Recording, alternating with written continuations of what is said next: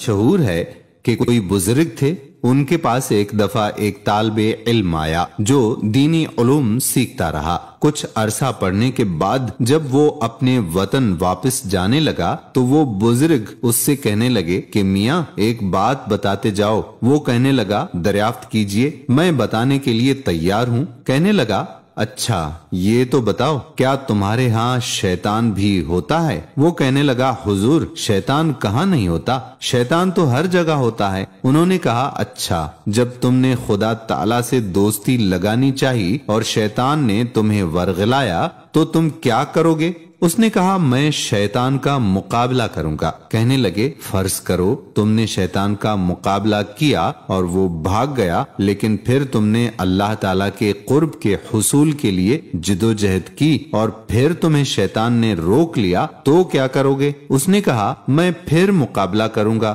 وہ کہنے لگا اچھا مان لیا، تم نے دوسری دفعہ بھی اسے بھگا دیا، لیکن اگر تیسری دفعہ وہ پھر تم پر حملہ آور ہو گیا اور اس نے تمہیں اللہ تعالیٰ کے قرب کی طرف بڑھنے نہ دیا تو کیا کرو گے؟ وہ کچھ حیران سا ہو گیا مگر کہنے لگا میرے پاس سوائے اس کے کیا علاج ہے کہ میں پھر اس کا مقابلہ کروں؟ وہ کہنے لگے اگر ساری عمر تم شیطان سے مقابلہ ہی کرتے رہو گے تو خدا تک کب پہنچو گے؟ وہ لاجواب ہو کر خاموش ہو گیا۔ اس پر اس بزرگ نے کہا کہ اچھا یہ تو بتاؤ اگر تم اپنے کسی دوست سے ملنے جاؤ اور اس نے ایک کتا بطور پہرے دار رکھا ہوا ہو اور جب تم اس کے دروازے پر پہنچنے لگو تو وہ تمہاری ایڑی پکڑ لے تو تم کیا کرو گے؟ وہ کہنے لگا کتے کو ماروں گا۔ اور کیا کروں گا؟ وہ کہنے لگے فرض کرو تم نے اسے مارا اور وہ ہٹ گیا، لیکن اگر دوبارہ تم نے اس دوست سے ملنے کے لیے اپنا قدم آگے بڑھایا اور پھر اس نے تمہیں آ پکڑا تو کیا کرو گے؟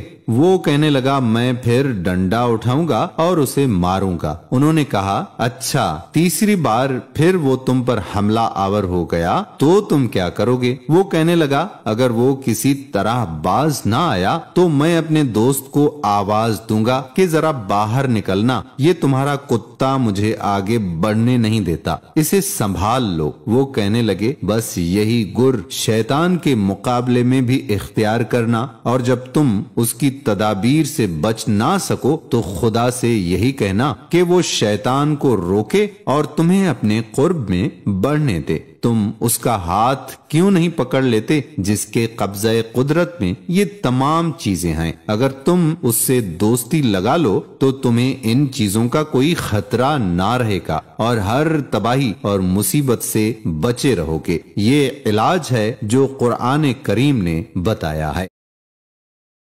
تقدیر دیا مالکا دنیا تے میرا یار سلامت رکھی، تے جدے نال میں لایا دل کملا او دلدار سلامت رکھی، جنوں ویکھ کے میرا من ٹھردا او من ٹھار سلامت رکھی، تے میری کملی وملی اکھیاں دا سدا پیار سلامت رکھی۔ یا نبی سلام علیکہ، یا رسول سلام علیکہ، یا حبیب سلام علیکہ، صلوات یا نبی سلام علیکہ، یا رسول سلام علیکہ۔